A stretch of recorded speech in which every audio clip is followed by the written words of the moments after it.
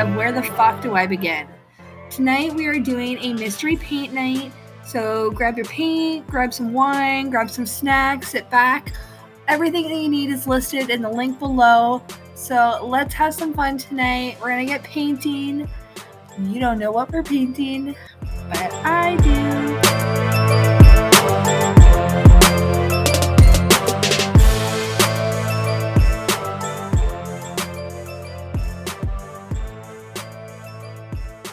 Hey guys, I'm Haley, and before we start tonight, I'd just like to take a second and explain to those who may not have done a mystery paint night exactly what it is.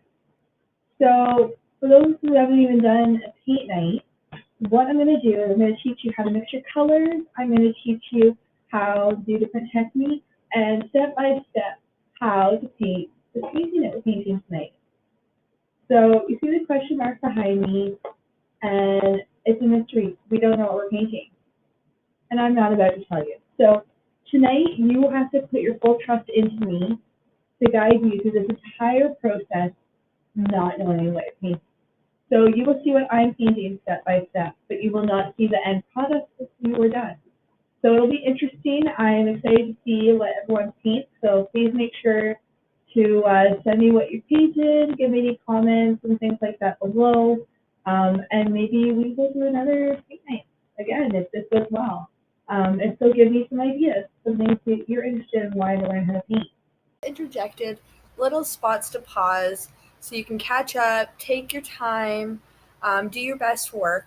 So don't feel like you need to rush through this, paint as fast as I am. There's parts, a lot of it actually, where I kind of speed it up and fast forward, just for those who paint a little bit faster and just want to get to the point. But don't forget, it's also a video. You can pause it at any time. So like I said, take your time. And when you're done, make sure you submit your pictures. I want to see them. Don't forget to like and subscribe to my page to see future events. We don't just do paint nights. There's a whole bunch of other stuff that's coming your way.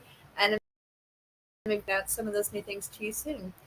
So we're going to start by going through the colors really quick. You can just see a quick video of the colors that I have.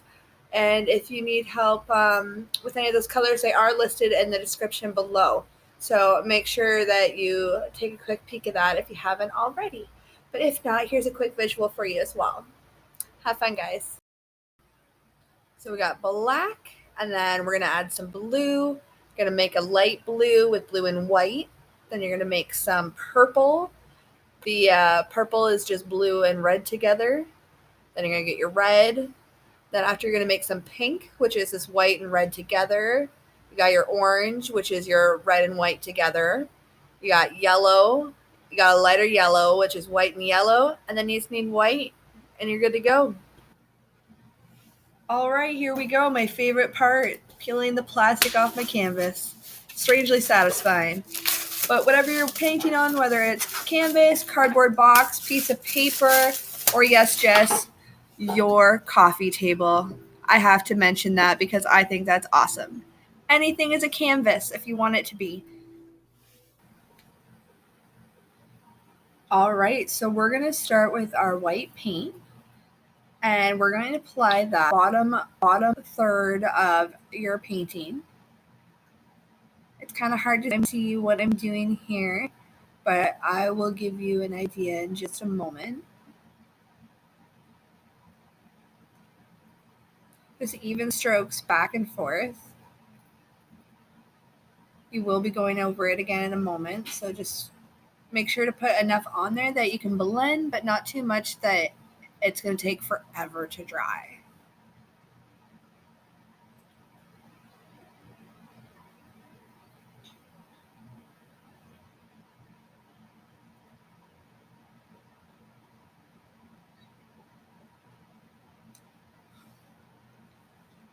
So right between these 2 points of where I put my white, and then afterwards I'm going to pick up some of the light yellow, and we're going to apply that color next where you put your white. Don't worry if it overlaps just a little bit, because in a moment we will be blending that out. You do want to make sure, though, to apply a generous amount of the yellow because you do want to be able to move it around easily to blend that line between the yellow and the white so it's not so harsh. As you can see, I'm now starting to work between those two lines, trying to blend it out as much as I can going down my page. I feel that sometimes I get a little bit too much yellow dragging down, that I can add some more white to the bottom and drag that up a bit just to help that blending process become a little smoother in transition.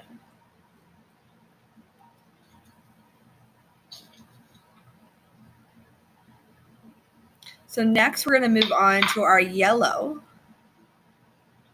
which will start above the light yellow color.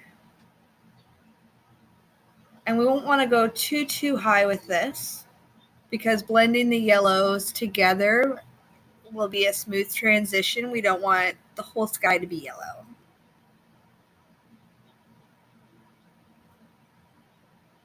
And again, like in the first process, once we have done that, we will slowly start dragging down into the white or the yellow and then into the white. And then blending that through nicely again.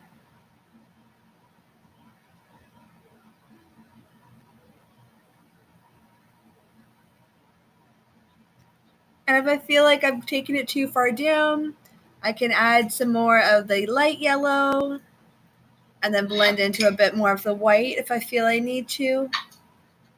And don't forget, this is a background. You don't have to be a perfectionist. Grab some of that orange. And guess what? It's going right above. Do you see a pattern happening here?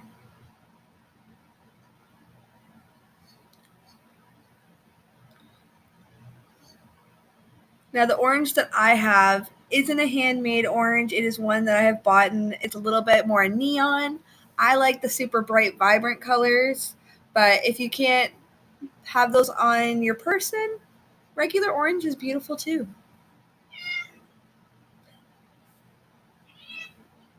You can hear my cat meowing in the background. She wants me to pay attention to her and not my computer right now.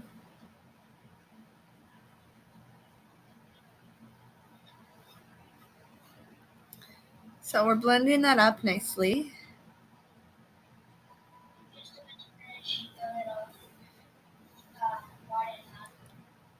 I'm just adding a little bit more orange to the top so that it can blend into my next color. I've brought it down a bit more.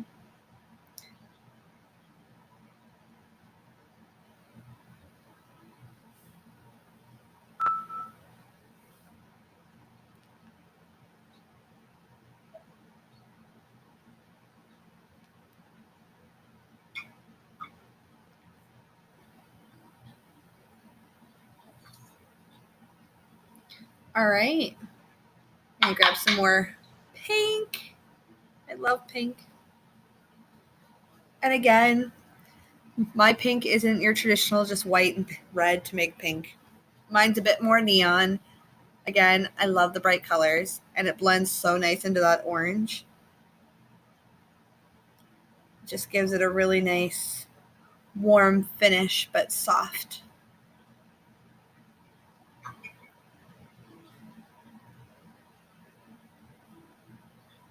And you can see I'm just blending out those lines. Sometimes you can just get a little bit of water on your brush and then blot that out on your paper towel and just kind of blend in between the colors some more. It'll help drag it together. But you want to be careful not to have too much water because that will pull the paint right off your canvas and you don't want that.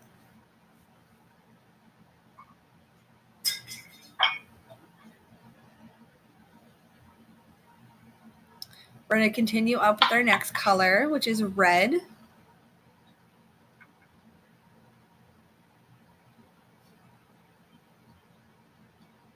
Looks very dramatic against the pink, but we will blend that through nice again.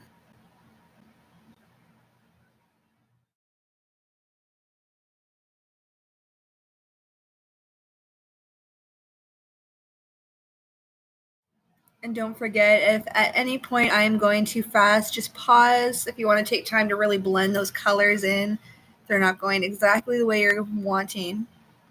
But don't forget, we're going to be going over this. It does not have to be perfect, just enough that you don't have super harsh, strong lines.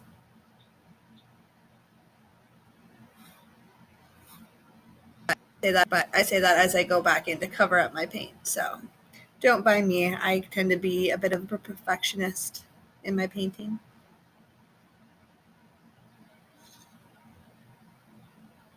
All right. I'm going to bring up a little bit of purple. We're starting to run out of room, so remember we got one more color after this.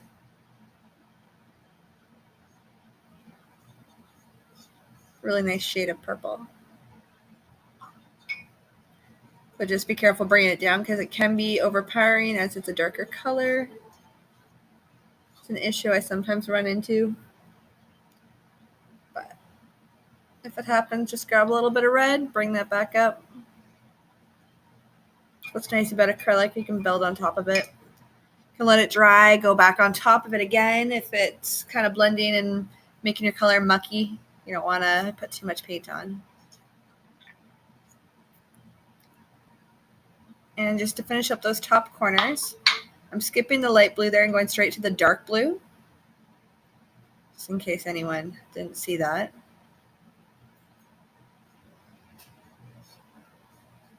And then just up to the corners. And don't worry about the edges because we will paint over those later. You can bring the color over the edges if you'd like. Sometimes I do that too, but today I am going to be painting all the outsides the same color. But again, that is personal preference, and this is your painting. You can paint it however you want. This is just a guideline to get you started. But don't forget, you don't know exactly what you're painting yet, so don't go too crazy with it.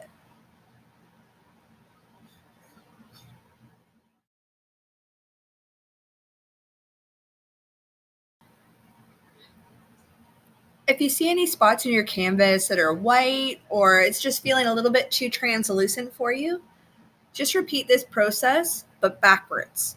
So from your blue, go back into your purple, blend back down into your red, to your pink, down to your orange, yellow, light yellow, and finally back down to your white. And just kind of keep playing with it till you're happy. Pause it, play with it. Just remember, it can go bad if you overplay with it. So if you're happy with it, just leave it.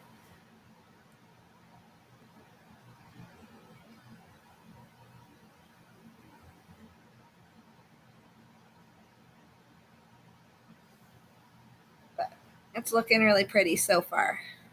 How are you guys doing over there? Any guesses on what we're painting yet?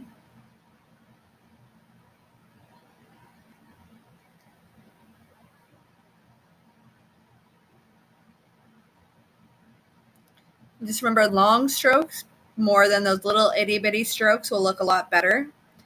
I have a couple weird ones near the edge just because I'm painting on a weird angle that I'm not used to right now. So, and keep getting these weird little white marks, but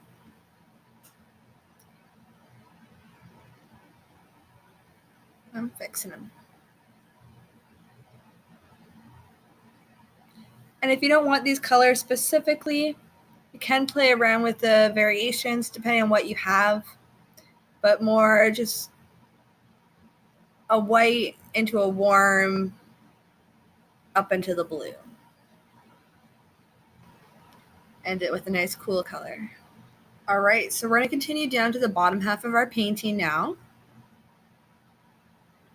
I'm just clean off my brush quick here. So we're going to start back into the white because the white that we started with is probably dried a bit now and we want that to be a little bit fresher. So I'm just going to go over that quickly.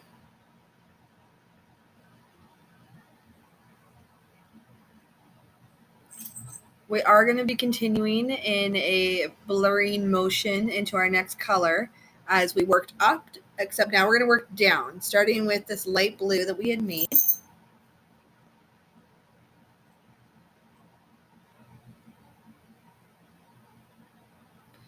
Starting to get any guesses on what we're painting yet?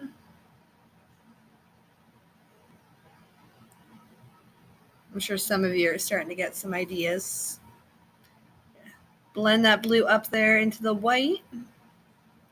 And again, if it's too harsh, add some more white, work it down into the blue, work the other direction. Go back and forth.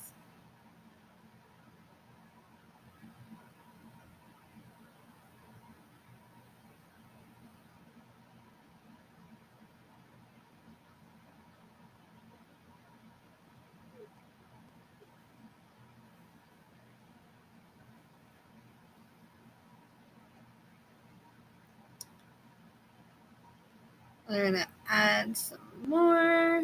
Looks a little bit darker, but it is the same blue. It's just I've been blending it a lot. This one really fades when it blends, I find. But it's good for when I'm trying to do something like this. If I really wanted it to show up, it may not be as great of a color. But we're going to move that down into the dark blue, which you will definitely see. It is a very prominent color.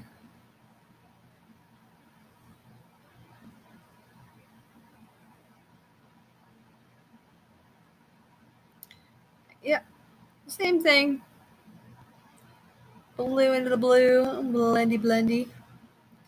This one is starting to pull up a bit more than what I wanted though, so add some more light. As you can see, I am moving my brush around just to show that it can add some texture. Texture is okay. In the bottom half. The top half you want really smooth, but down here, it's okay to have it a bit messy. We're going to add some layers to this, so it'll be light, it'll go back down into dark, back into light again, play in some more around the edges here. Now you can see I'm just dabbing with my brush a bit. Some are strokes, some are dabs. Sometimes I do like little X's back and forth. Anything just to give it just a bit more movement. Just make sure not to go above that white line that we started in between that light blue and the white. You don't want it to come up any higher than that.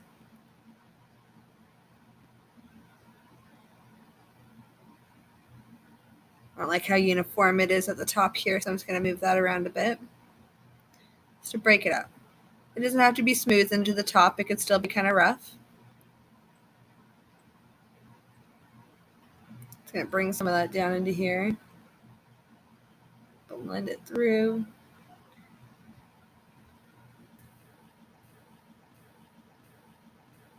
You start seeing a bit now into here now.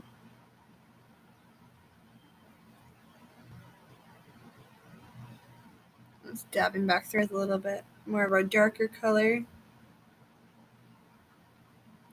You start seeing a nice transition throughout our colors.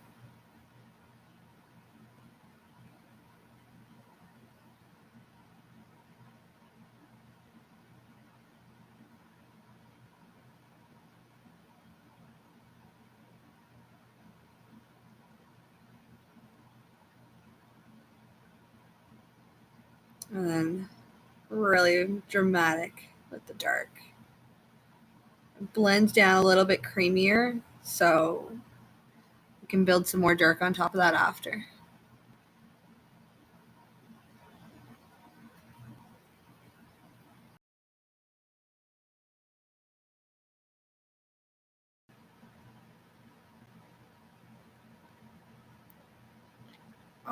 And at the bottom, I've already made a light gray. So I start with my white and then add little bits of black at a time because it's easier to start light and go dark.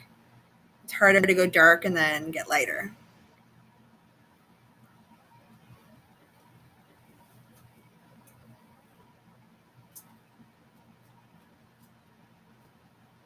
So I'm just getting across the bottom there, just making sure I got my edges.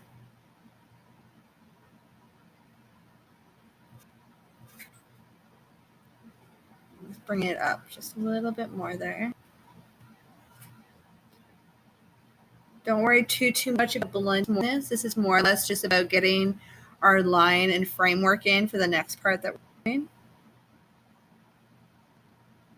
I'm just dabbing back and forth, just kind of getting a little bit of a line.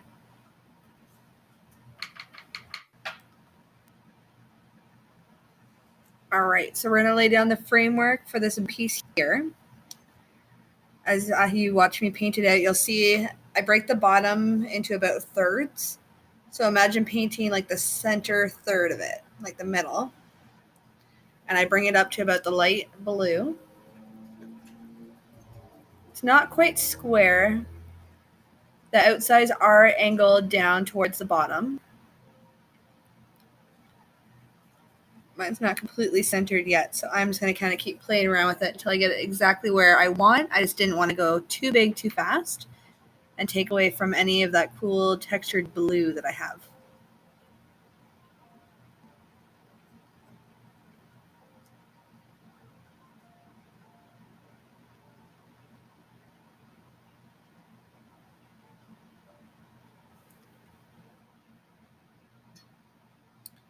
All right, so I'm going to take the gray and work up the sides just a little bit here. I don't want it to be a straight line. I don't really want it to be a triangle either, just kind of curved out the edges from where it meets the center base there.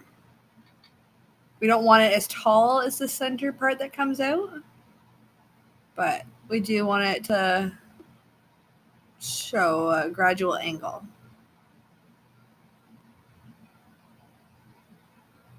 And I'm just kind of dabbing just to give it a bit texture there as well. We will be going back into this, but I am just trying to keep it a little bit even. Make sure I have the best guidelines. So feel free to pause if you need to take a moment there. I can see it's still a little uneven.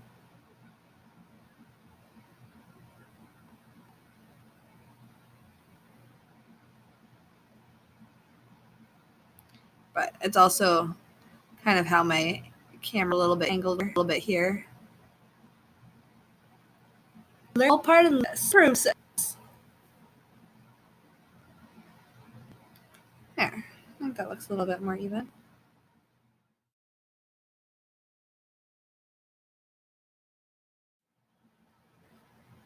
All right, so for the next step, we're going to take a little bit of our black paint and a fine tip paintbrush. And what we're going to do is take it right across the center of the white there. Just a fine white line, not thick at all. It doesn't have to be super perfect in the way of it being straight, but as straight as you possibly can going across the center mark there. I know my paintbrush, because it's so thin, doesn't hold a lot of paint, so I have to kind of keep dipping into it. But my main part is to get a straight line all the way across, and then when I'm done, I can go back in and darken any of those lines. So once I get this line all the way across, I'm going to do that, but take your time, pause it, get it the way you like. I'm just going to fast forward through that pretty quick.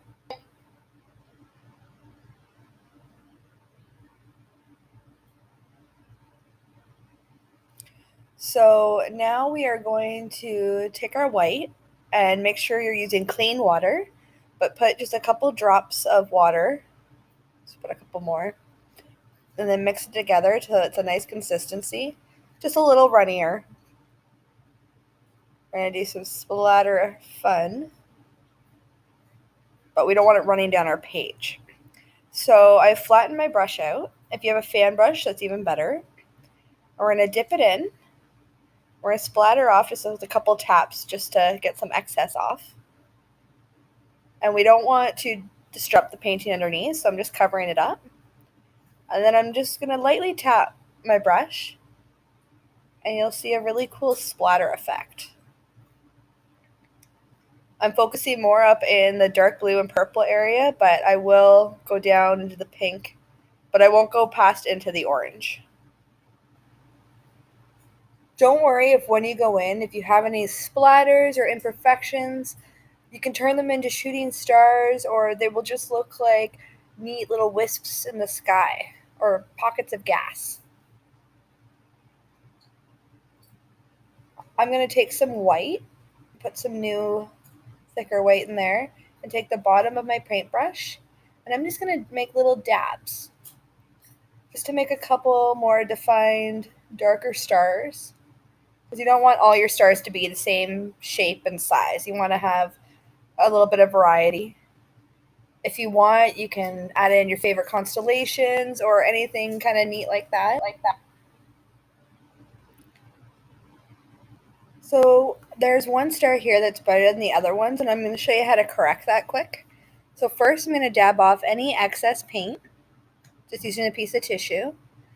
And then I'm going to get some of the same color and just blot a little bit on there. Not too much because I don't want to disrupt all the little splatters I've done. Just kind of splotch that on top. And then just make sure that you add a star on top just so it doesn't look like a random blue spot with nothing on it now. There. See? You wouldn't even know it was there.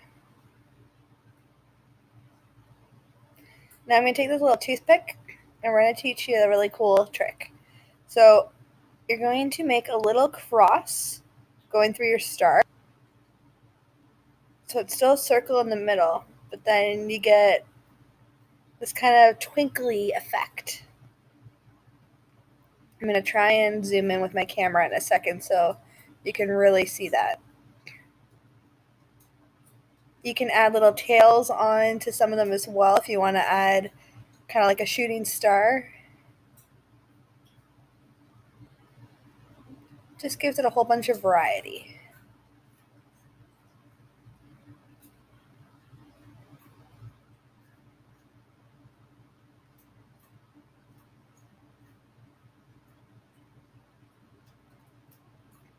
And take your time with this. If you want to pause, it's a good time, but make sure not to overdo it. Every star doesn't need to be a twinkly star. Kind of takes away from that special effect if you have too many.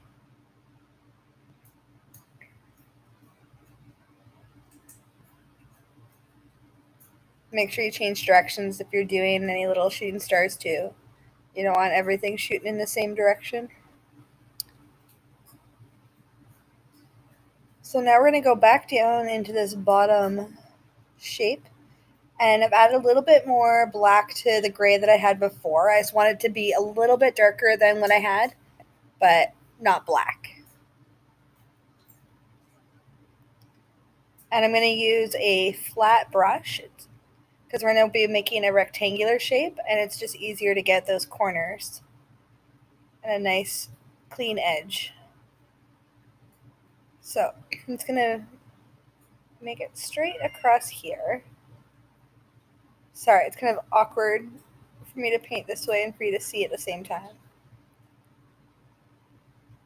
But just a rectangle.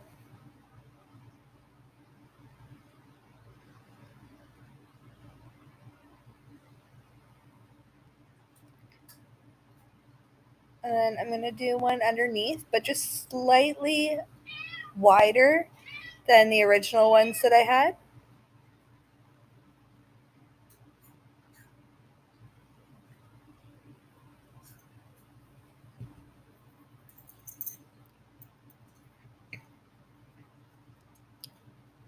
I'm just bringing it down slightly lower, not by much, but just giving it a slightly larger look.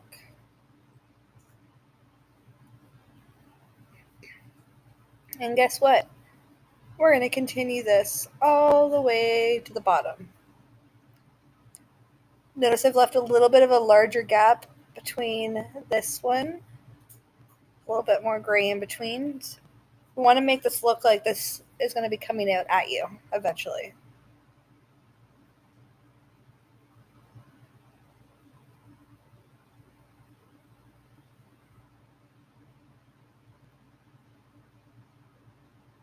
And just take your time with this.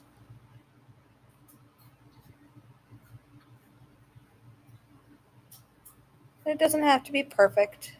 We will be going over some of this.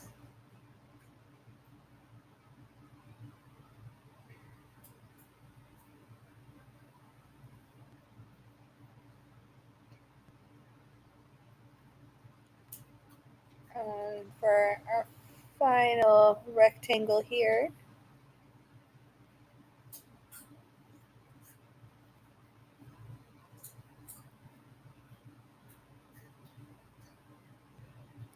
Any more guesses on what we're making tonight?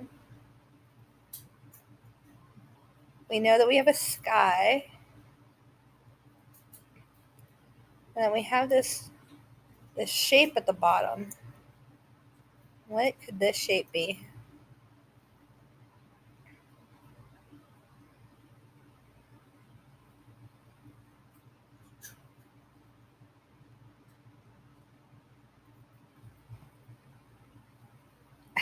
I'm curious to all the different guesses and ideas you guys have. Make sure you comment below and let me know some ideas of what you think that we're painting tonight.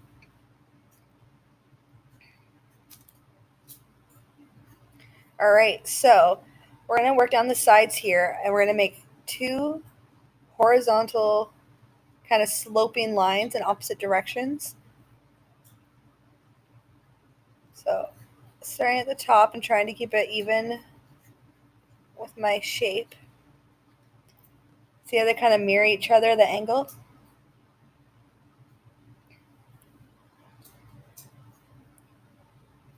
Don't worry about getting it too thick right away. Once you get your line, then you can worry about making it a little thicker.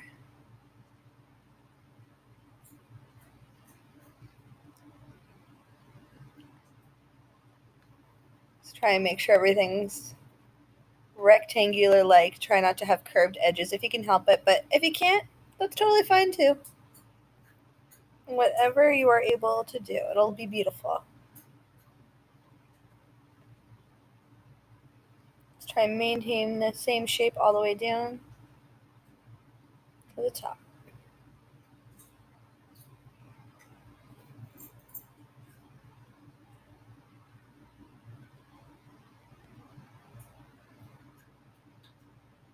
Mimicking the same thing on this side.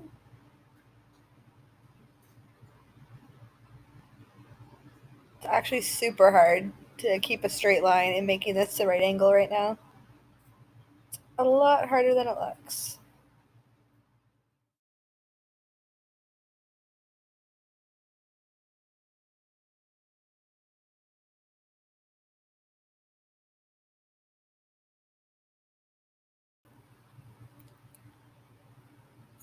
All right, well, while that's drying, we're going to go back above with our white and just kind of blend some more between that light blue and the white.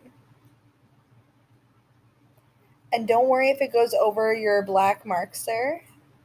That is totally okay. You don't want to blur it out completely or anything like that, but a couple little marks above, and it'll just give it more depth. And just dabbing again. Grabbing some more of that light blue. And just pulling the colors around. So you have some light on top and on the bottom and just a nice mixture. But without blending it into one solid blah. So that's not very fun.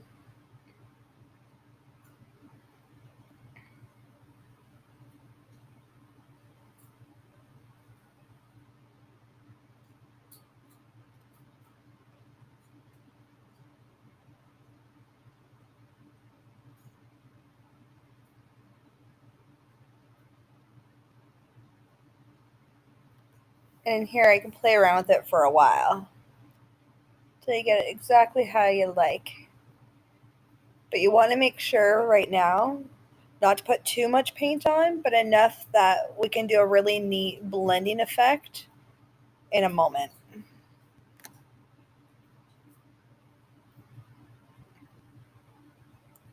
Adding zigzags of that dark blue in there.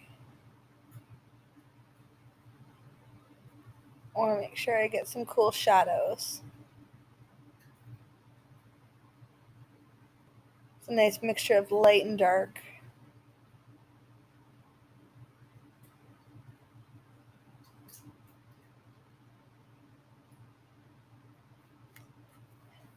I wish you could really see the color that's going on right now. This picture's not really doing it justice. Note to self in the future, have a good close-up camera the whole time.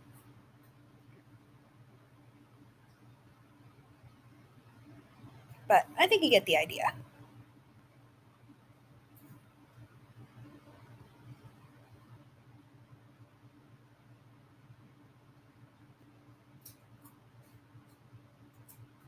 And back in with that white again. Don't be afraid to make some shapes and have some neat things going on in here.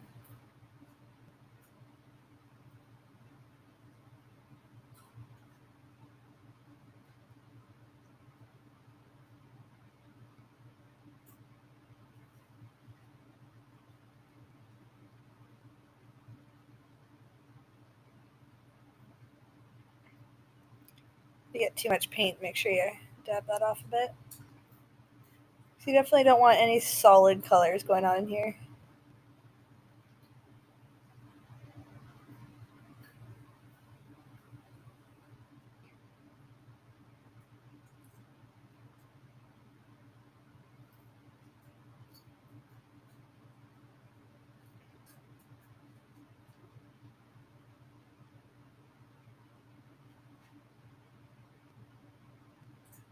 I accidentally dragged some of the black through and found some white on it.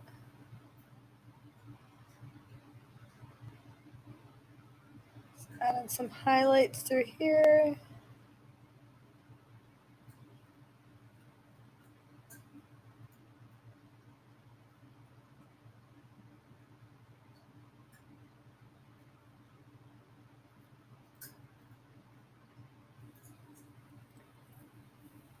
How are your guys' paints going?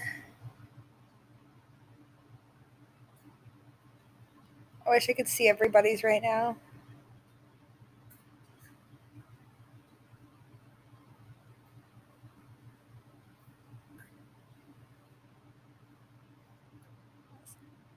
And just a little bit more before we start bringing in some fun stuff.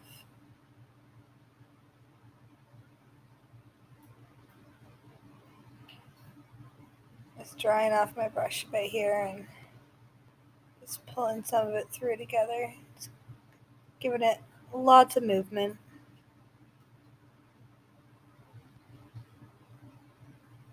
Filling in any spots that need to be filled in.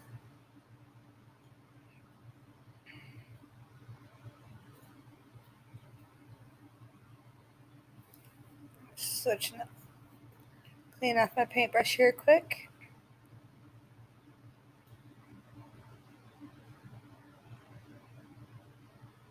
And we're going to start going in with a little bit of that light yellow. Not solid, just barely even bring your brush across the page. You can move into a little bit of the yellow.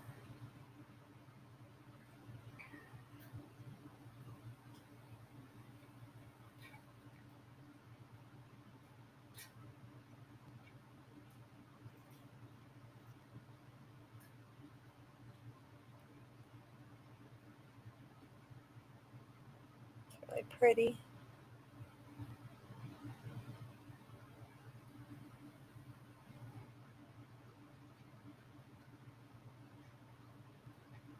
We can move into the orange a bit.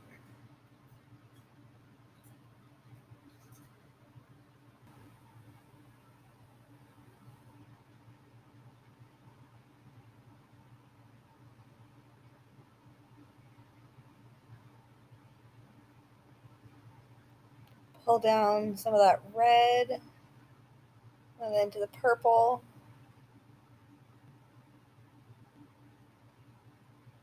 And again, you don't want to go really heavy on this. You want to go super light. Just barely touching the page. You can go into the blue at the end.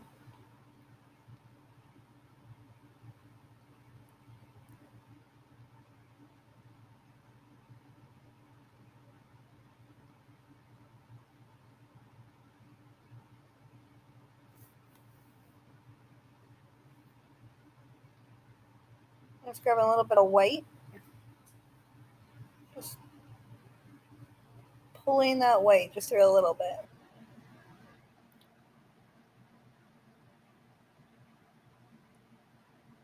If you need to pause to do this, that's totally fine. If not, we are going to go back to our palette and pick up some green. And we're going to dab along the edge here, keeping that nice curve that we started.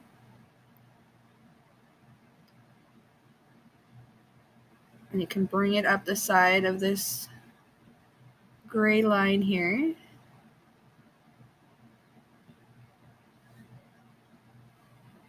But we're not going to fill it in solidly. We're going to kind of make a angle here coming down. You can kind of see it starting to form. Not kind of like a triangle. Looks more like a triangle there, but it doesn't have to be perfectly straight. It can be a little bit imperfect.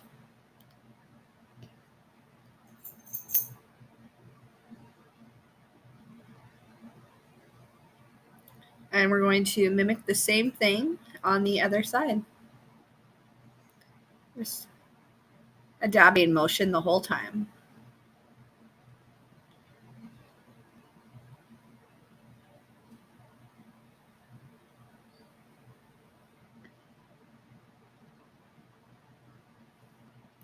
You will be going over some of that color that we've put down before, but it'll add some really cool color and texture that will be pulled through some of that green color.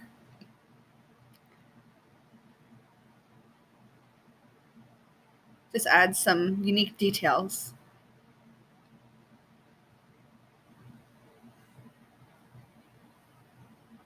So don't make it a solid color,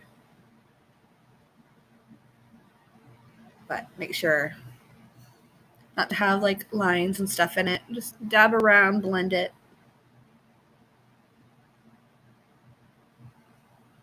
I'm going to grab my skinny brush with the light green that we mixed before. So just a little bit of white and add green if you haven't done that already. And I'm just drawing little lines that come out from a V. So you'll have one point it comes out from, and draw, anywhere between 3 and 5 little lines coming out of it, just sporadically. And not in straight lines. Make sure you kind of move it around a bit. I'll try and find a close-up of this in a little bit to give you a better idea.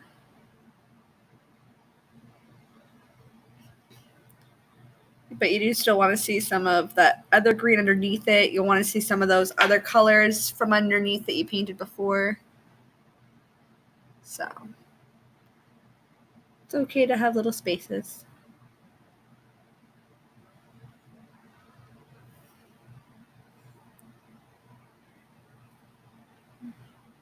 And of course, what we do to one side, we have to do to the other. Because that's the way this painting is.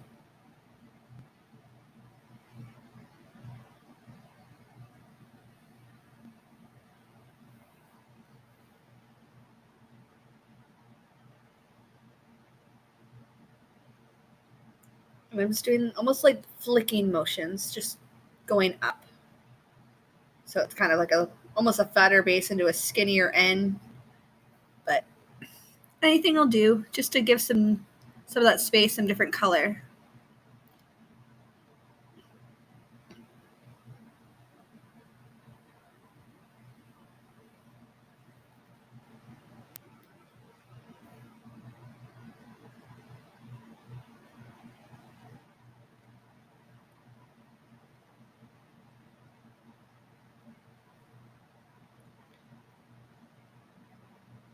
I don't go past the gray at the bottom.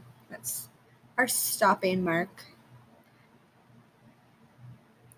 If you go over it a little bit, or the side 2 gray lines there, we can go over that and fix anything, so don't worry if you do that. I definitely did.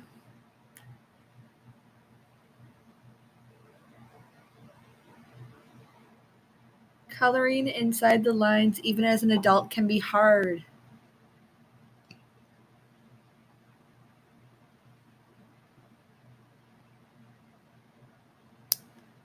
So I'm going to go back in here at the bottom. I've grabbed a darker green. If you haven't mixed that yet, add just a little tiny bit of black to your green. And these will just add like little shadow pieces.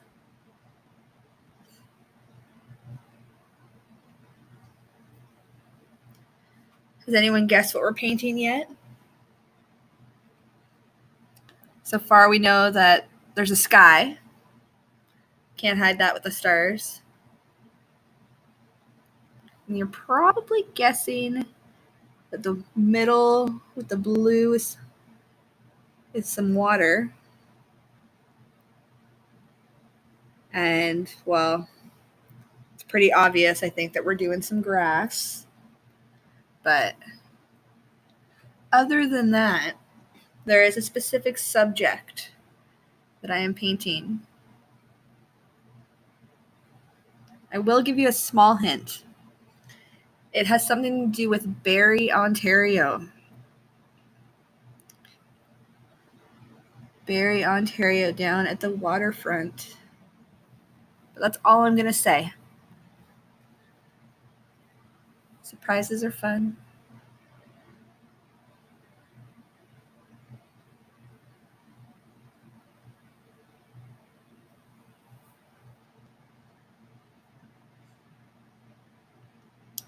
If you feel like you've gone over any spots too much, you can always go back in with your lighter color or the first green that we started.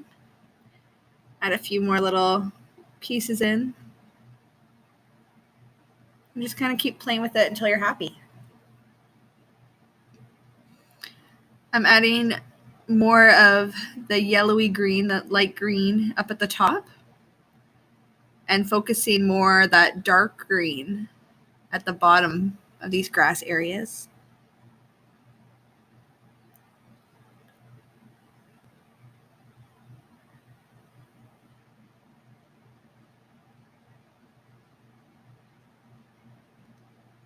Until the light's kind of hitting those areas at the top. That's why the bottom's a little darker, because it's on this side of the water, so there's a little bit more shadow down there.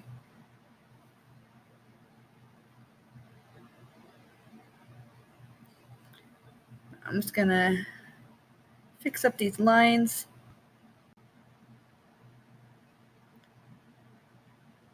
Like I said, if you go over it with the green by accident, it's acrylic. You can fix it. I do advise, though, is if the green's on there and it looks really wet, I would wait for it to dry, or try and do like what we did with the stars and remove a little bit of the excess paint. That'll help it dry faster. And then go over it.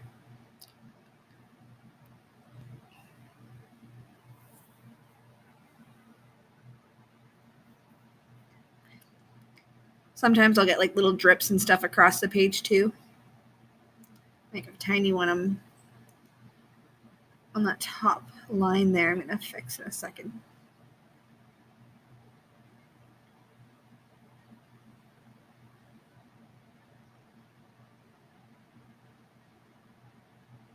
There. See? It's like it never happened.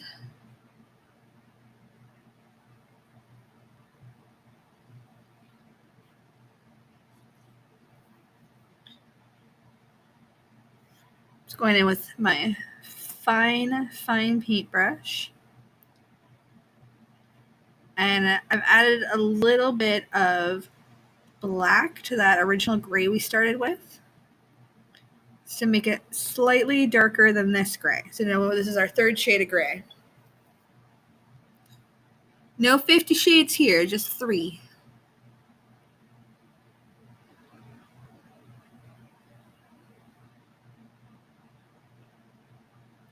So I'm just lining up all of these previous rectangles.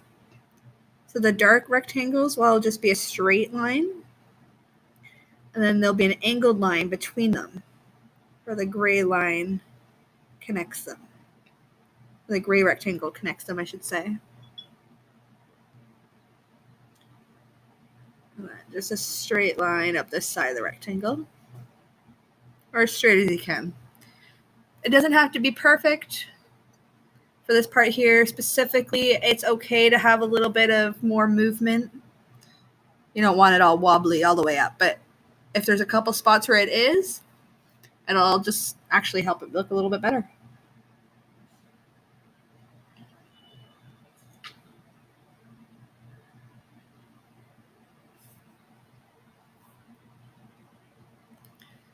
And then once you got it all outlined, you can start filling it in.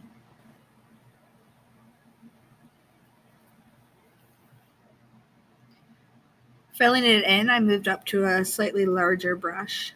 I don't know if I said that before, but it will save you some time if you're sitting there with your fine paintbrush trying to fill in this little space.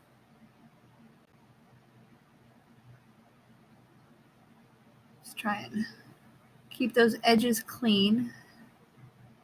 If you need to go back in with your fine brush just to get those edges nice, and those corners in there, by all means.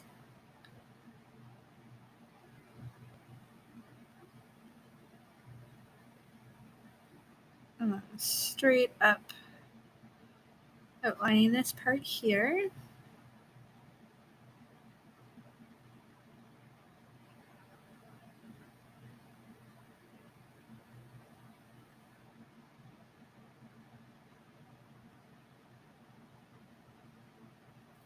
And again, take your time with this. It's actually really hard. I'm not good at straight lines. Looks really good from far away though. Once you look at it close up later, you'll kind of see what I mean. But in my defense, I'm also painting without my glasses on right now. Joys to the quarantine. I cannot go get my eyes checked and get new glasses right now. I'm hoping soon with some things reopening that I can do that. My eyes will be so happy.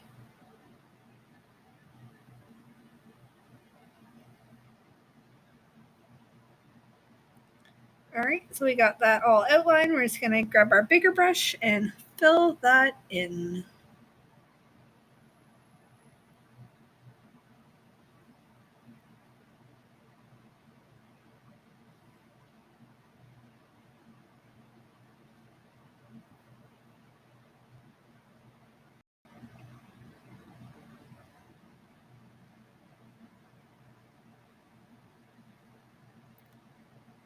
And once you get that all filled in, we're going to make our light gray. So if you don't have any left, just take some of your dark gray and a little bit of white. It doesn't have to match the colors of any of this here. But you do want to have enough so that your two corners match.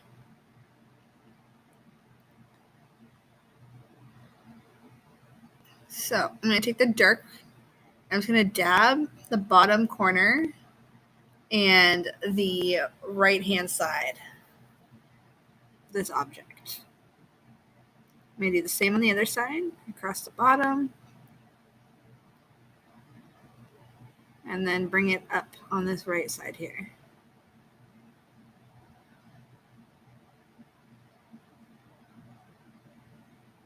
I'm going to take the light gray and I'm going to dab that right on top.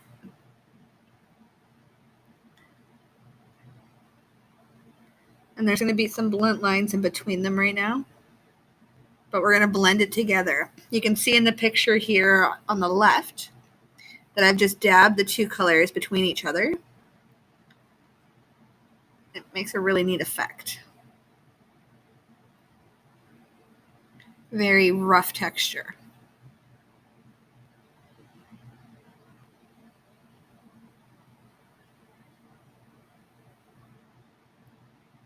And if you feel like one color is overtaking the other color, just add more of the color that you're lacking. And you can kind of push those back and forth until you get exactly what you like there. And it doesn't have to be a straight line in between them. It can be a bit of a moving line and a bit of irregular, but nothing straight.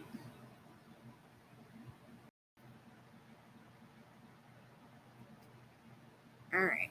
So it still seems like it's a little bit darker than what I want. Let's add a little bit light gray and blend it back out. All right. Yeah, that's perfect. That looks way better. I'm happy with that. So we're going to go back in with that light gray, same that we were using on the rocks on either side of this structure.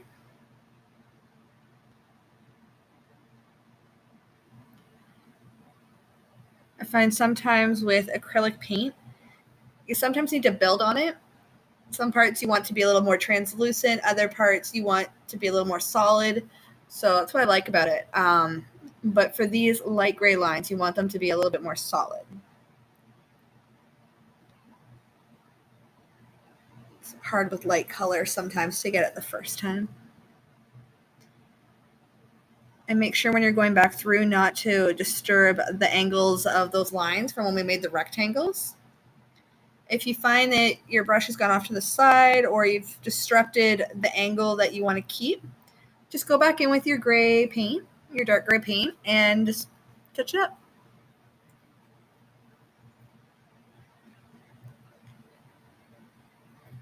We're going to do this all the way back up to the top.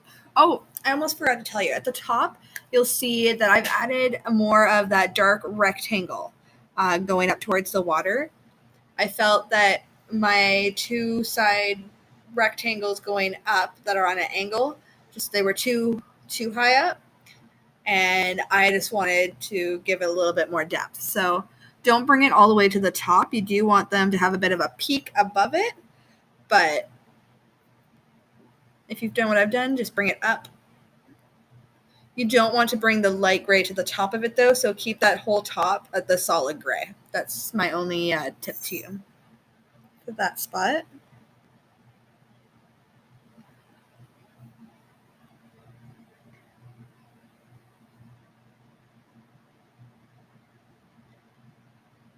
And again, straight lines are super hard, so make sure to take your time with it.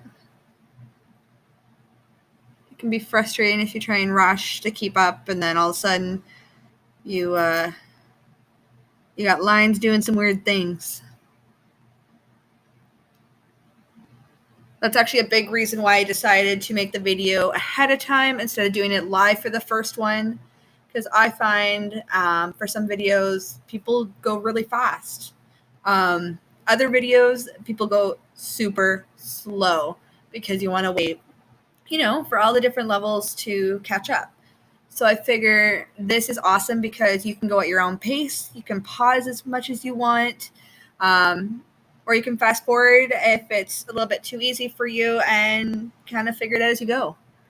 So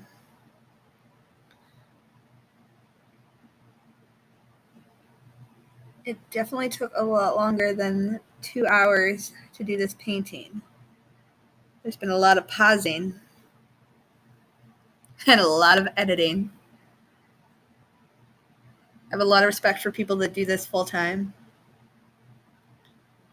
It does take a lot of time.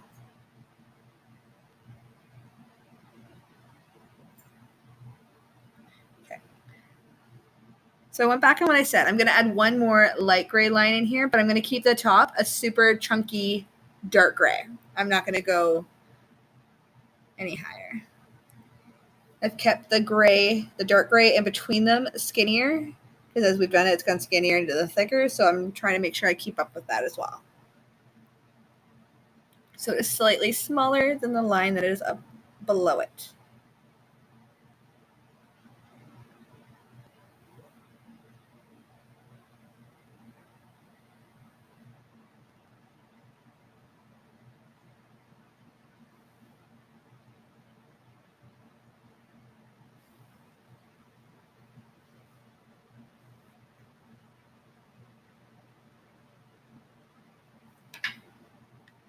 You can tell I'm concentrating because I'm really quiet.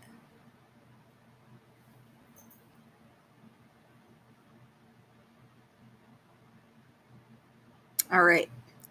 I got that part done there. I'm going to take the super, super fine brush, black paint, and I'm going to go from this bottom center up until the top of where that orange is, right before the pink.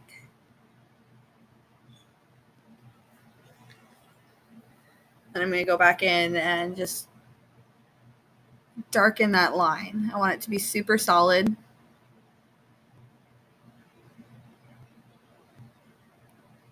Go figure, I suck at lines, and I pick a video to do that has the most lines in it, because at this point, we're going to be doing a lot of lines. So if you are nervous with lines, or it takes a while, or you hate them, I apologize.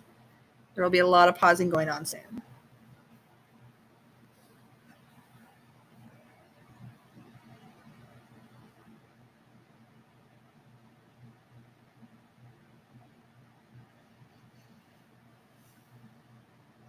I like to start super skinny. And then see how I brought it down into the center of that gray? It just gives it more of a 3D effect. So there's that dark gray is like the base at the top of this hill. And this structure is coming out of the center of it. So we're going to have a couple lines coming down between where the yellow and the orange are. And they're going to come into the center peaks of these green hills. If you want to watch what I do first and then rewind and go back into it, it's not a bad idea. So I'm going to put my marker here in the middle first so I know where I'm starting from. I'm going to go right down. And then from here we go. You'll notice there's a slight curve at the top. It's not a straight triangle. And I'm just going to the very top of the peak of this hill. I'm not going to go into the grass too much.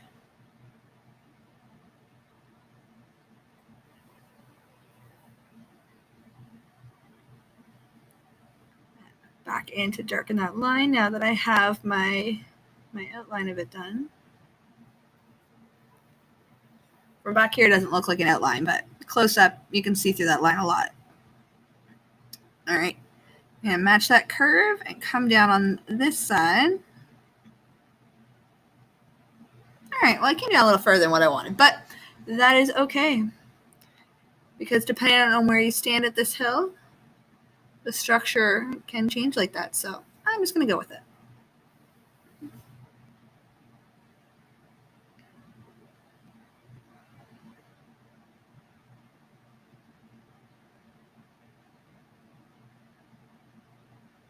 And you're probably looking at this saying, what am I doing?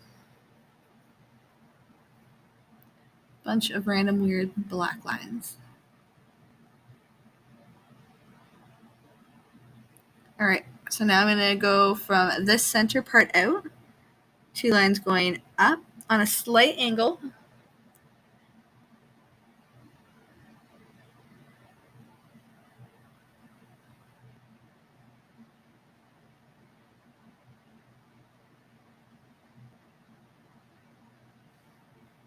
And off to the side. And if you're doing the edges of your painting the same as like your background, just wrap this line around to the sides as well. And if not, we'll make our edges solid after. That's what I'm doing. But to each their own.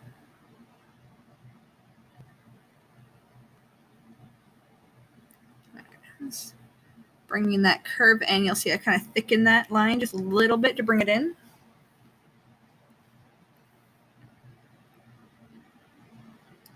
And then mimicking it on the other side.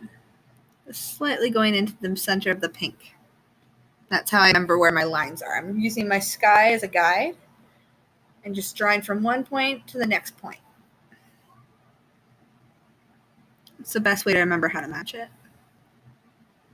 And then go back into here and add a little bit more of that curve.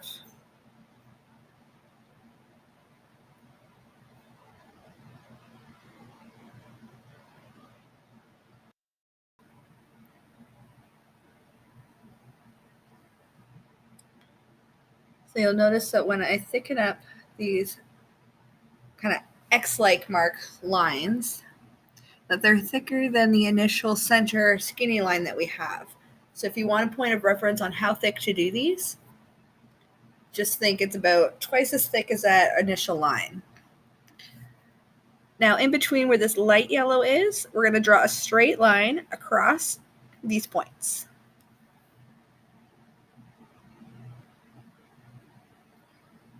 Nice. Pick up a little more paint. And then I'm just painting a triangle using the center part here as my peak.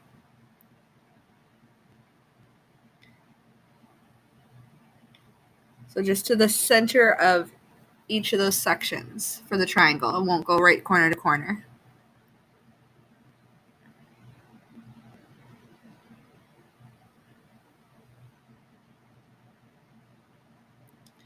And now on either edge, we're going to make a curved line that goes up. I don't know why the visual is in my head, but think of like that Pennywise smile. Those two red lines that curve and go up. I don't know why. I've been watching some clown movies lately, so that's what I see when I see this part of it. So I apologize if when that part's done, if that's what you see too.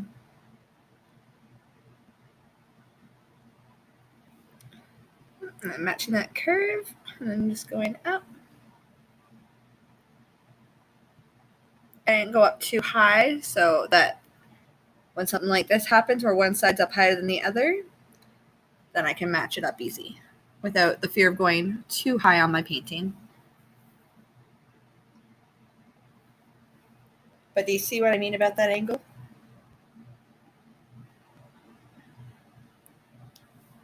I think that's pretty close there.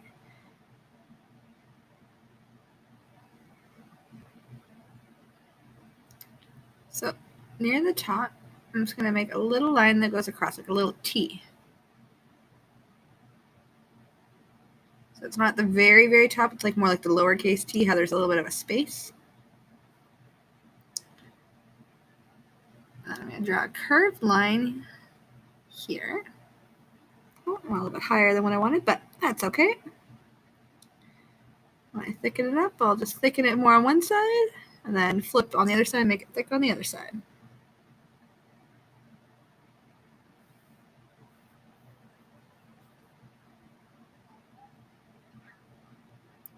And there's one little line there between the horizon and that curved line we made.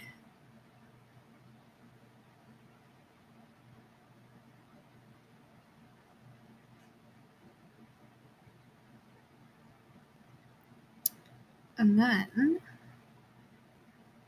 I'm going to go to the middle of here and draw a line that goes slightly higher on both sides of the top here.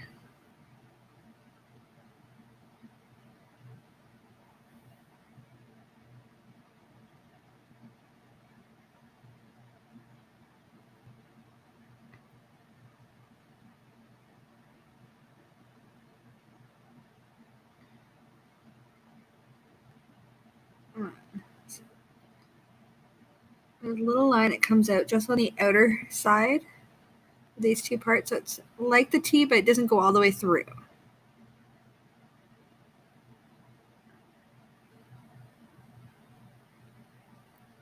It'll just be on those outer edge.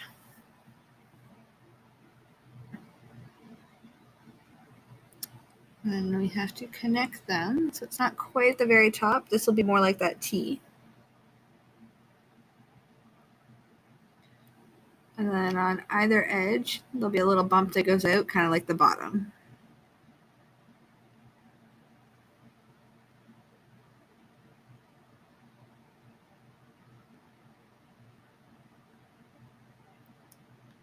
We're going to make a couple of reference points here. So in the center of the red, we're going to make a dot and a curved line, kind of like a C, but not out as far. Like a half a C. And then mimic it on the other side as its exact opposite.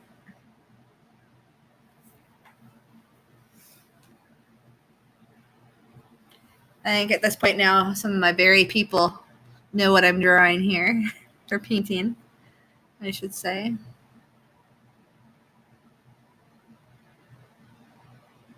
But for those of you who haven't figured it out yet, I'm not going to spoil it.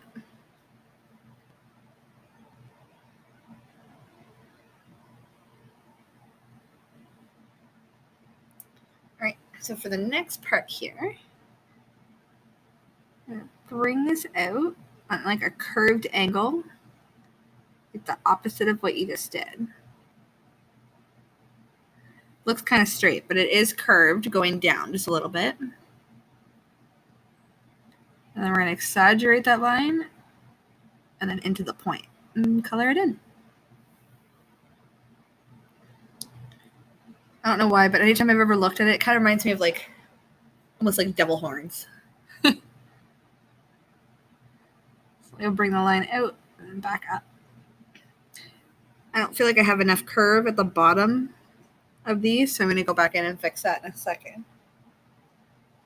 But I do wish I gave myself a little bit more space, because normally at the top there is a little bit more space between them, more of a gap, but c'est la vie, that is life. I'm going to do with what I have here now.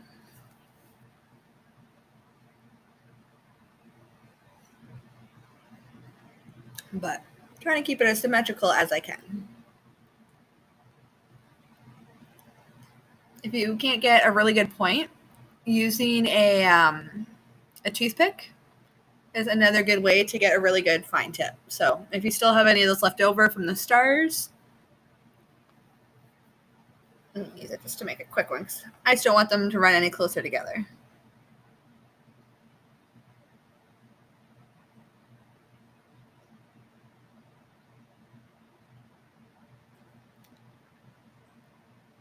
All right.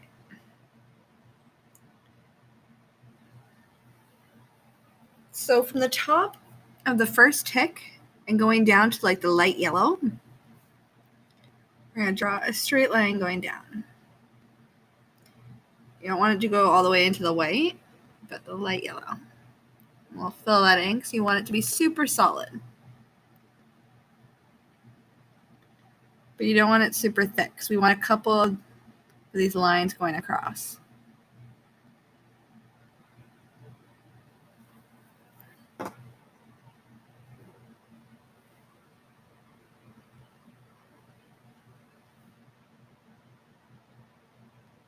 The first one's always the easiest. We're going to do another one, trying to do it equal spaces, starting at the very same spot at the top, but it's going to go just into the yellow, not down to the light yellow.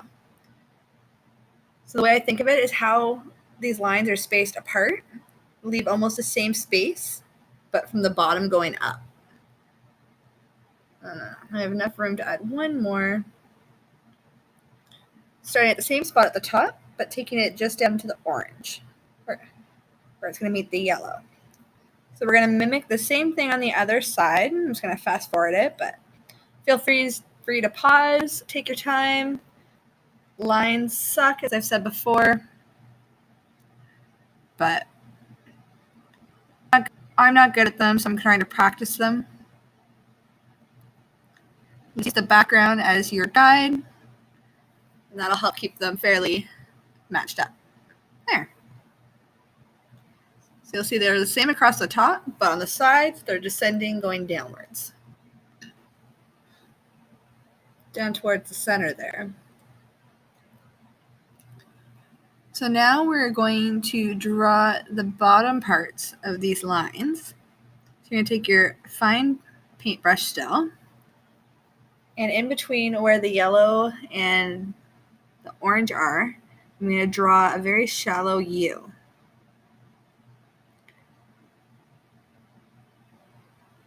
And I'm going to do it slightly higher on the next peak, and then slightly higher on the next one. And then you'll see kind of where you have them on the colors, so you can match them up on the next side, again, using your background as a ruler.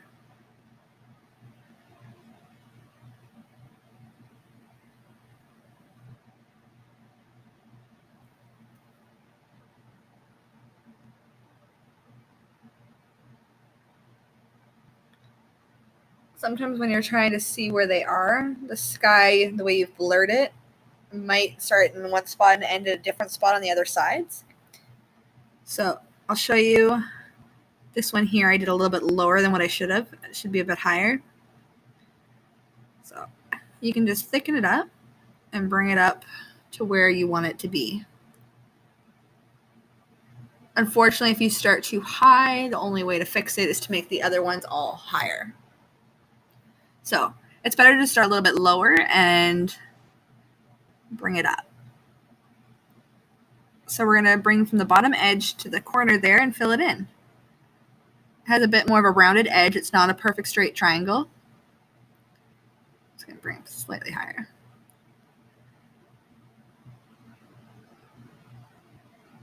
And we're going to mimic this for each of our peaks here.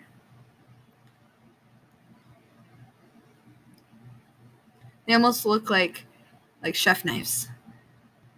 They have like a bit of a curve and it goes down to a very sharp point. So the pointer you can have those at the end, the better. But depending on the brushes you have, I know that is extremely hard. I have a fine brush here and I'm still finding it kind of difficult.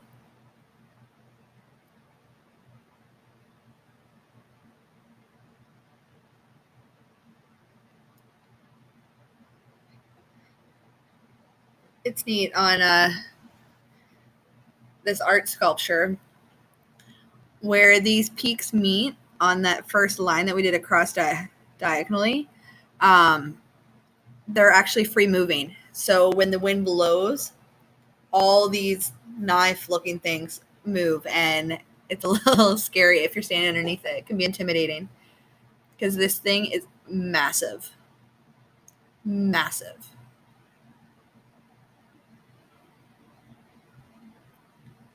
But it's also really beautiful. Just doing the same on the other side because we like symmetry. We want everything to match.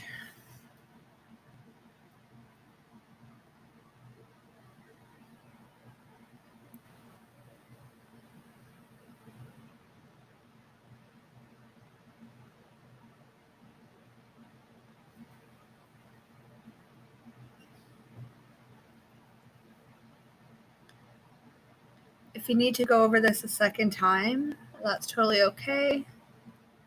Depending on the paint that you're using, sometimes you want to have like a really bold look. So you don't want to see any color through this black.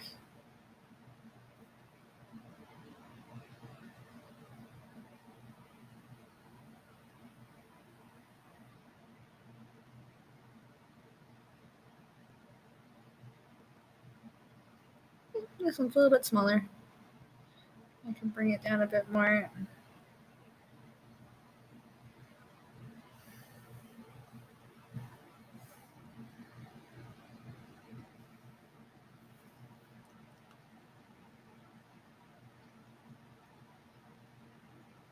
There, I get the pretty good idea of what we're doing here.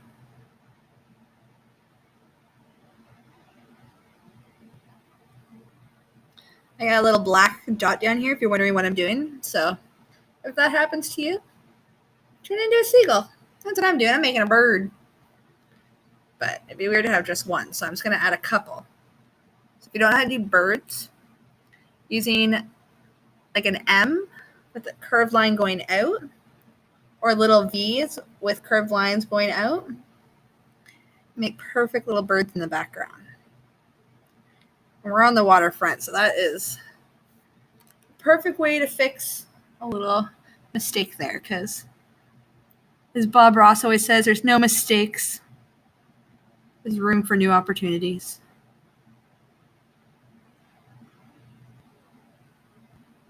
So I didn't really even think about that, but it kind of gives it a more life effect. Add some nature, some life nature in there.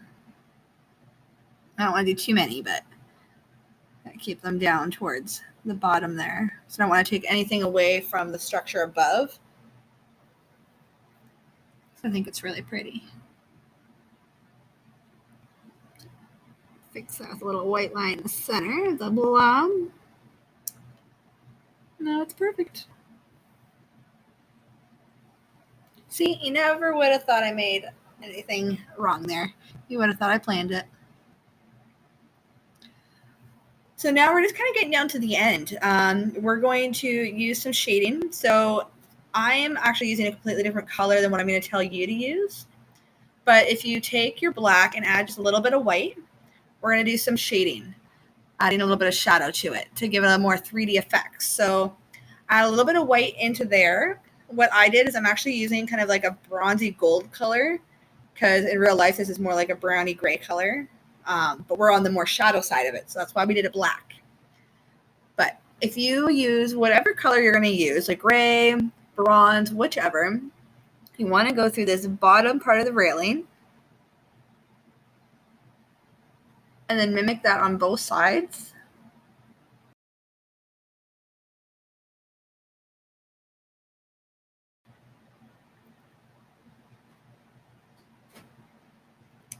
For this side, you'll notice that the line will go straight across from the corners right to the center, because the knife-like part of the sculpture is going to be on the other side of this pole.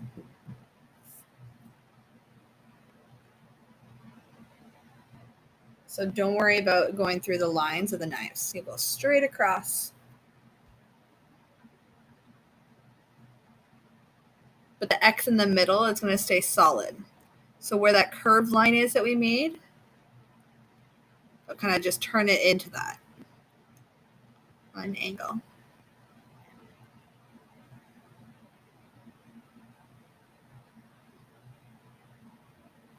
And then underneath, this is all on top as well.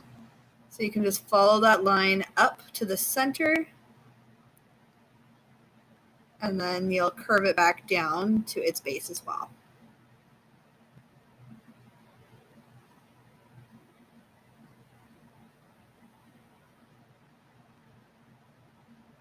But after this point, everything else is on the other side. So all the lines that you will be drawing, if it connects to a black line, you're going to stop, go to the other side of that black line, and continue in it. That way it'll give the effect that that lot line is in the most front view.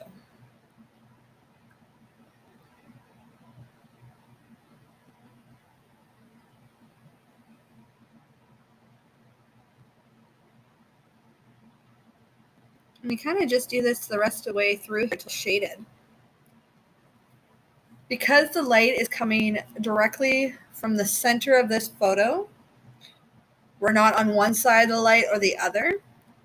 The shadows are going to go in different directions. It's not going to go all to one side or to the other as if the sun was on just the left side. So we're going to do everything exactly mimicking the others. So when we get to the knives, we're going to do it on the insides. And when we get to the legs and the arms going up, we're going to do it on the insides as well. So take your time. This part will definitely take a lot longer. So pause, rewind. You just watch where my brush goes. I know it's hard to see, but if you see where my brush is going, you'll know which side of the line to be painting on. So I went to berrytourism.com just to find some neat information about it. So if you would like to read some more, you'll see the link above here. But pretty much it was a sculpture designed by a guy named Ron Biard in 1986.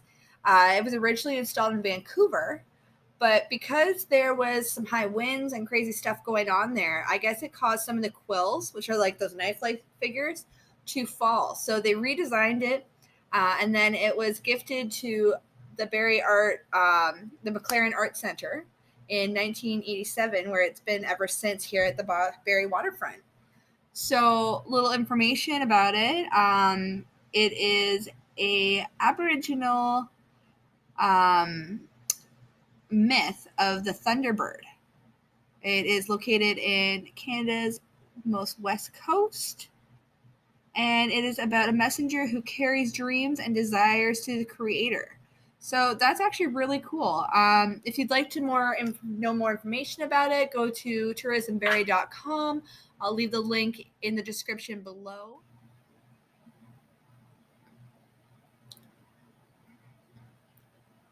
So we're just going to finish up here. I'll let you take your time.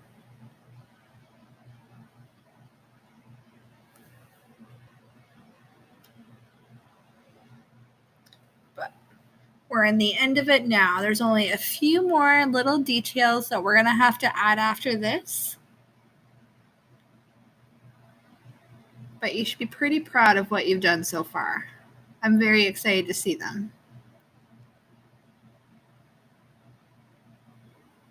I know I'm super impressed with even just how mine turned out.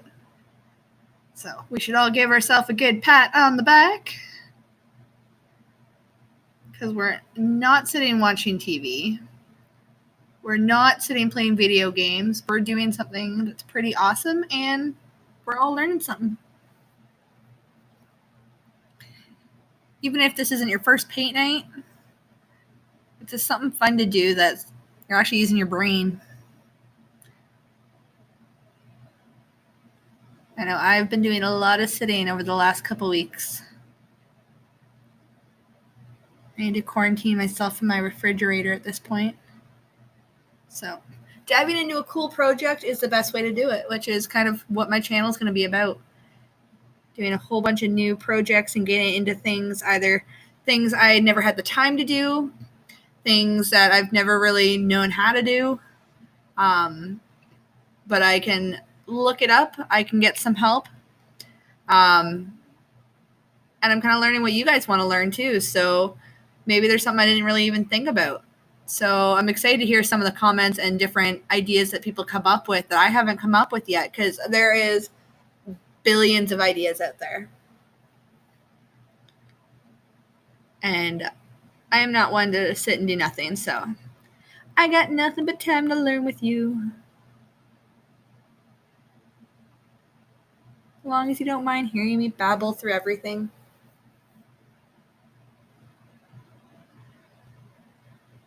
Oh, I also didn't mention in the background, I've been listening. I don't know if you can hear it very well. I've tried to keep it a little muffled just due to YouTube rules and whatnot. But the playlist I'm listening to right now is Haley's iPod. You'll find that on my playlist, and I'll try and include the link below with that as well.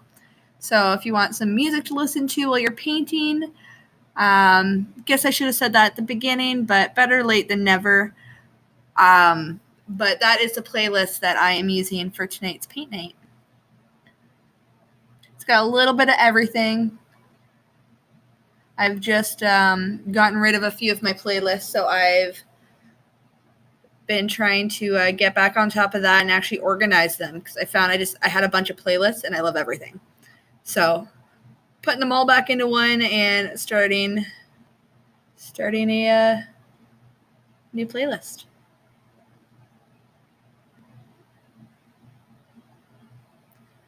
If there's any song suggestions you guys have, please let me know. I like hearing new music.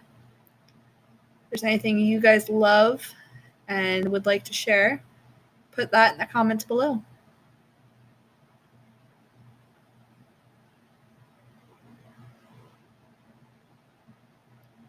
Just going through on some of these little details. These ones are definitely harder because I've put them very close together. So I'm going to go back in right now with my green paint. We're going to add a little bit more grass just to cover up where the spirit catcher meets the grass. It'll give it a little more realistic effect. The grass will be on this side, spirit catcher will be on the other side. It gives it some more dimension. But don't just use one color. Use all three shades that we made. Of course, focusing with the lighter shades on top. But you still want a little bit of that dark green in there just to give it some shadow. So I usually start with my lightest and then I apply to my darkest, and then I might add a couple specks of the lighter on top again. They don't have to be the exact same.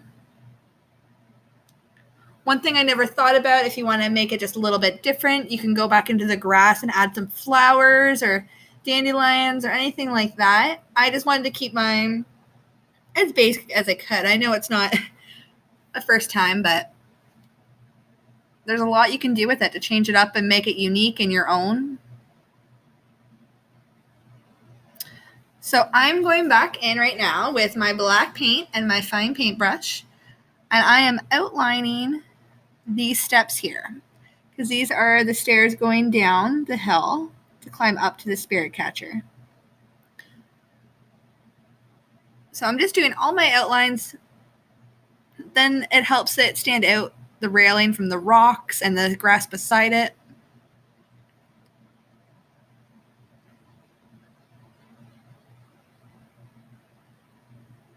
And if you want to add anything on your steps, whether it's like pebbles or maybe you want to like add a crack or something in the cement just to give a little bit more lifelike, well-lived characters, you can absolutely do that. These are just the stepping stones to get you there, so to speak. But make it your own. Be creative.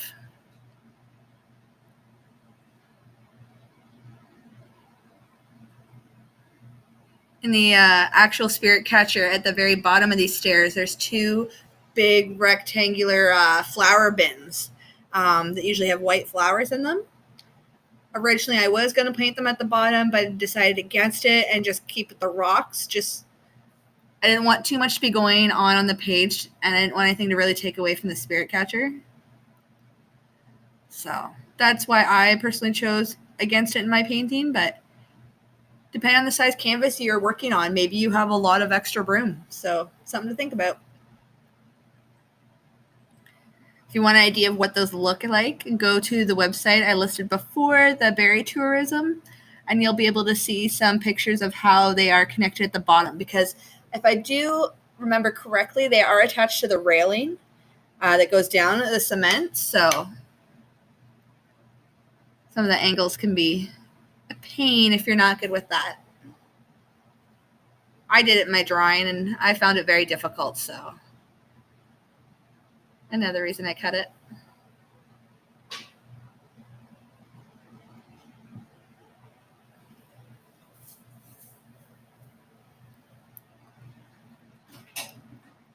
So these lines are super, super straight, but because it's cement, you don't have to worry it's super, super solid. I feel like I did mine a little bit too solid. So if you have some of the gray peeking through, I would just leave that, honestly. Because if not, it'll look a little bit more cartoony, like I feel like mine are turning out to be. But I kind of started it, so I'm committing to it.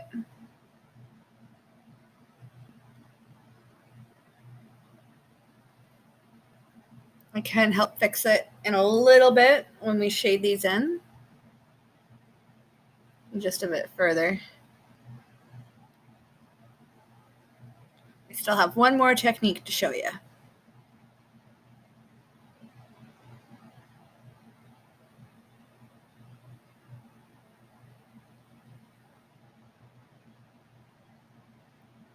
So I did a black line here at the top. And I didn't do one above that because I didn't want to go through the center line of my spirit catcher. And I realized after filming that I didn't include it in the last cut. But above that dark gray rectangle that we had there at the top, that is our platform, I actually did a white line at the top. So where the gray touches the water, there's a white line. It does not go through the center of the spirit catcher, but it is on either side. When we're done and I do a close-up of everything, you'll kind of see what I mean. But until then, you have to kind of figure it out.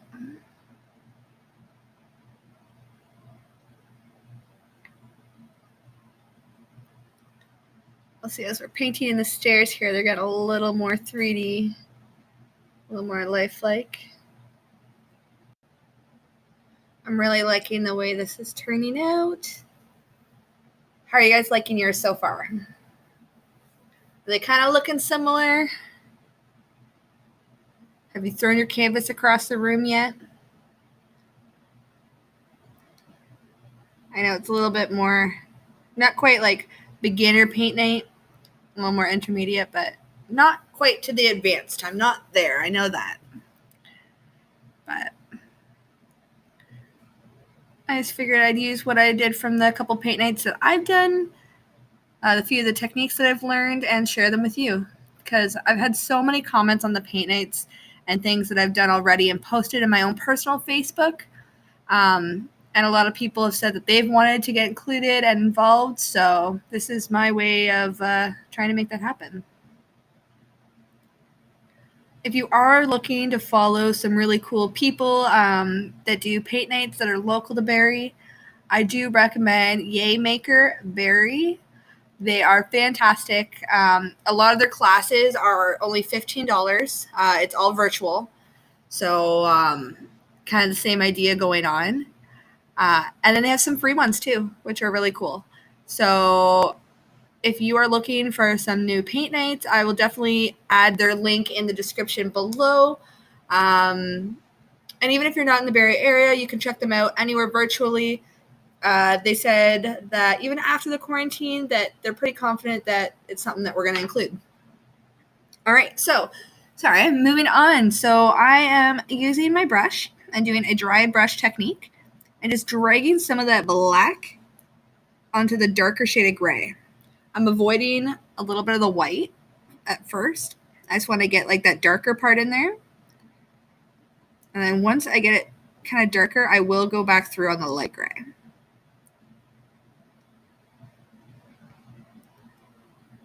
If you find that your brush is running out of paint, you can put a little bit of paint on your brush and then dry that off on a napkin and go back in just little bits at a time so you don't go too dark anywhere.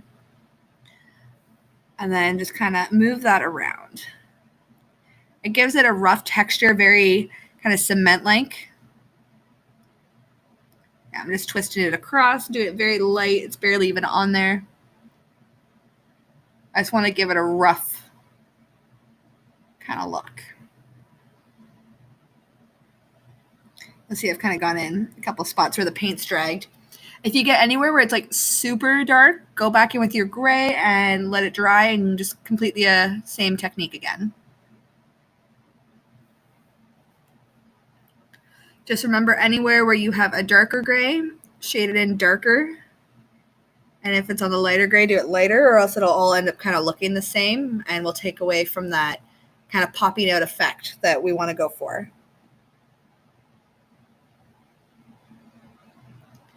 And you can add this into your rocks too, because, well, rocks are rough. And you can't do it to one and not the other, or else it would just be kind of weird. That's my opinion. If you want to be weird, all the power to you. Be weird. This is your painting.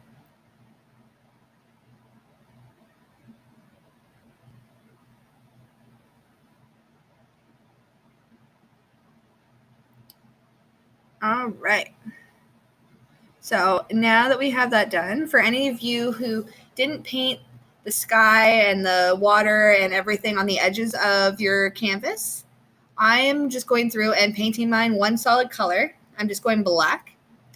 I do suggest, if you do this, to be careful not to use too much paint on your paintbrush, as you can get splatters on your painting. You can get running.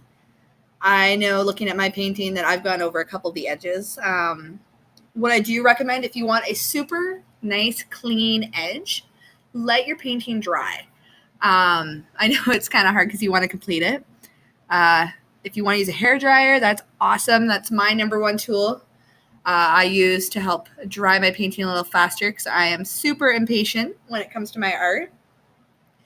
But if you use tape, like a nice masking tape, something where it's not going to peel the paint off your canvas, something very soft, the The best one actually is if you have painter's tape, green tape, like hanging around the house somewhere. Tape up your edges and then paint them. And then once they're dried, take that off and you get a really crisp edge, and that looks absolutely fantastic. But I didn't do that. Mine are a little wobbly, but I'm my own critic. Anyone has something to say about it, they can get a foot in the ass, because I really don't care. They did not paint it. We've been almost going at this for 2 hours. 2 hours. Just think of all the stuff I cut out of this that you haven't seen. All the editing I've done. I've been doing this even longer. So, if you're getting tired, I'm feeling you. We are almost done. We are in the last stretch.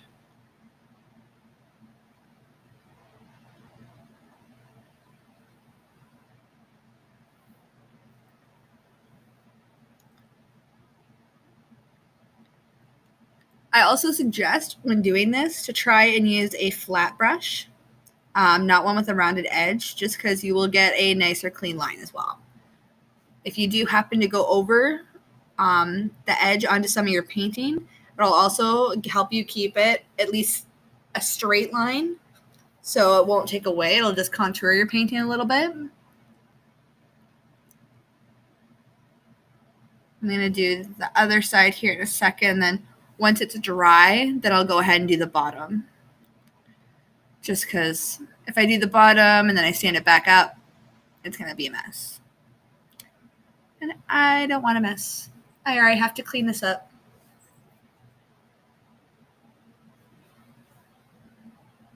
It's probably the one thing I hate about paint night. I absolutely love paint night, don't get me wrong. It's my absolute favorite night of the week. It's something I look forward to all the time. But I hate cleaning it up. Like, for doing just such a little thing. It is a lot of work cleaning all my brushes.